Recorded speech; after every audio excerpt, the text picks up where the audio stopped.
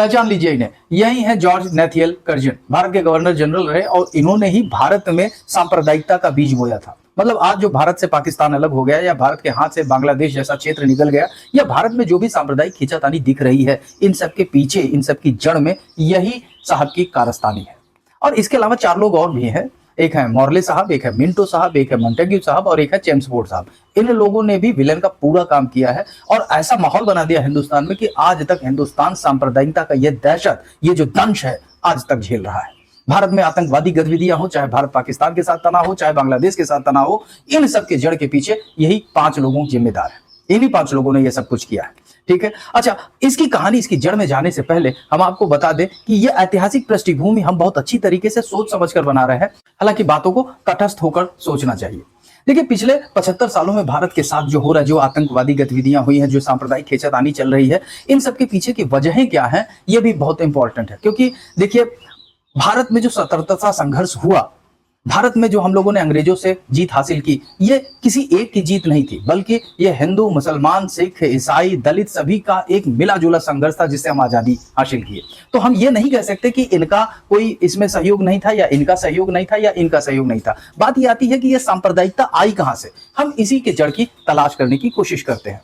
हुआ यह था कि 1857 की क्रांति के बाद ये तो सबके समझ में आ गया था कि अंग्रेज ही हैं जिन्होंने हमारा शोषण किया है, अत्याचार किया है और कर रहे हैं। तो इसके खिलाफ स्वतंत्रता संघर्ष शुरुआत हुआ।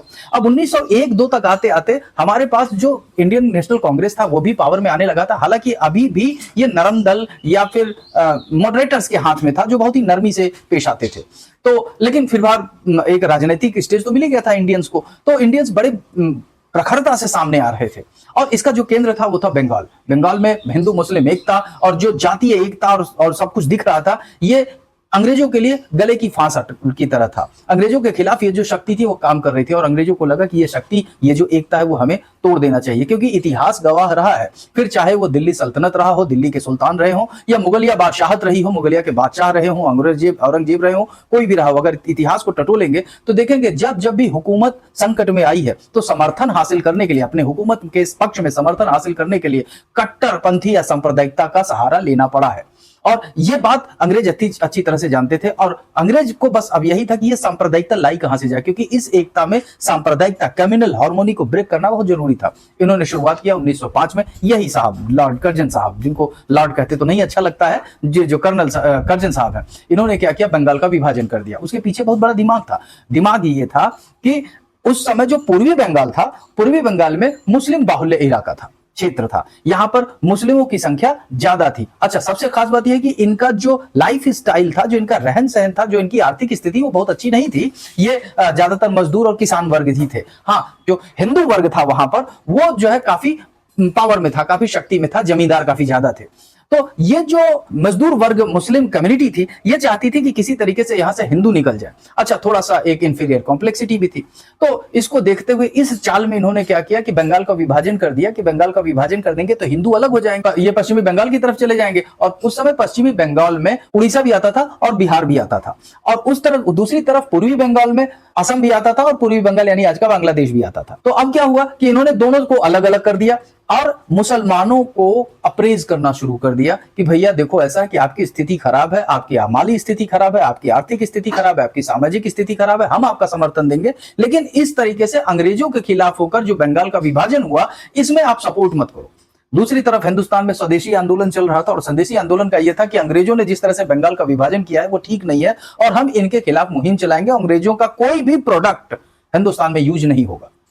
अब ये चल रहा था। अच्छा, इस स्वदेशी आंदोलन में यूज किया जा रहा था राखी, यूज किया जा रहा था केसरिया रंग, हिंदू झंडे, ये सब चल रहे थे। तो अंग्रेजों ने मुसलमानों को अलग से भड़का दिया कि देखो, ये तो हिंदू राष्ट्रवाद की तरफ जा रहा है, अगर आप इनका साथ देते हो और कल को प्रांत में सरकार बनती है या भारत स्वतंत्र होता है तो फिर यही सामने आएगा ना।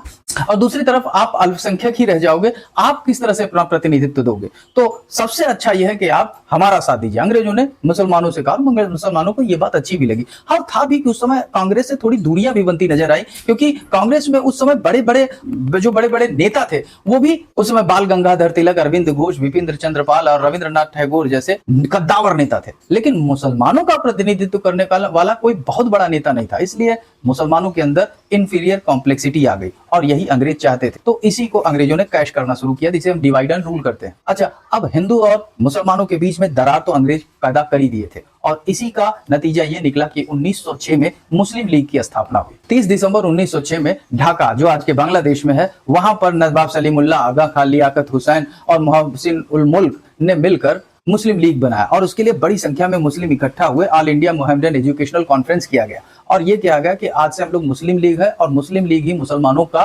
प्रतिनिधित्व करता है, रिप्रेजेंट करता है। मुसलमानों के राजनीतिक अधिकारों के लिए ये मुस्लिम लीग लड़ेगा। मुस्लिम लीग अंग्रेजों से सहायता लेने के लिए, उनका सहयोग करने के लिए लड़ेगा और साथ ही साथ मुसलमानों का शिक्षा और सामाजिक जो स्थिति है उसको भी अच्छा बनाने के लिए लगेगा। अब ये आ गया कि ये जो दरार थी अब धीरे धीरे बढ़ने लगी और यहीं पर बीज आ गया था पाकिस्तान का कि हम अब यहाँ हिंदुस्तान में सुरक्षित नहीं है, अब हम पाकिस्तान बनेंगे। तो अब आपके समझ में आ गया कि किस तरह से लॉर्ड कर्जन का ये सांप्रदायिकता के आधार पर जो एक्ट था उसने आज तक के भारत को परेशान कर दिया। अच्छा, बात यहीं पर नहीं रुकी, इसके बाद भी मॉर्ले मिंटो रिफॉर्म आया।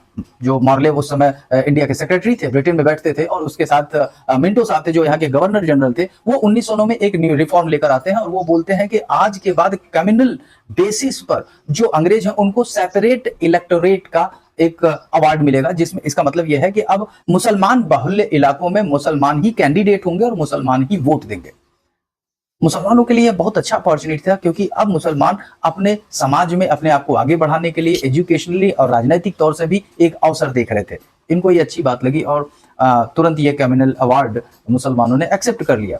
आगे चल के मॉन्टेग्यू चेम्सफोर्ड ने भी ऐसा ही रिफॉर्म लेकर आए 1919 में और इस बार इन्होंने क्या किया, सिख को, दलित को, बौद्ध को, इन लोगों को भी, एंग्लो इंडियन को भी, इनको भी कम्युनल अवार्ड दे दिया। यानी ये चाहते थे कि हिंदुस्तान में हर इंसान ये बोले मैं सिख हूं, मैं हिंदू हूं, मैं मुस्लिम हूं, मैं बौद्ध हूं, मैं सिख हूं, ईसाई हूं। इस तरह का एक माहौल बनाना चाहते थे और कहीं हद तक सफल भी हुए। नतीजा ये है कि ये जो सांप्रदायिकता का बीज इन्होंने बोया, ये सांप्रदायिकता जाकर पाकिस्तान के बनने पर जाकर खत्म हुई, ऐसा लग रहा था। लेकिन आज भी कहीं न कहीं इसका एक जो गर्माहट है वो महसूस किया जा सकता है, ये खींचातानी महसूस की जा सकती है। जब पाकिस्तान बन गया तब फिर ये सांप्रदायिकता, खींचातानी का अवसर ही कहां मिलता है। लेकिन अंग्रेजों का बोया गया ये बीज, ये जो माइंडसेट है, आज भी देखा जा सकता है। लेकिन सिर्फ इस मानसिकता के साथ तो जिया नहीं जा सकता कि हमारा फायदा, हमारे इस विभाजन का फायदा दुश्मन देश उठा ले, बांग्लादेश उठा ले, पाकिस्तान उठा ले।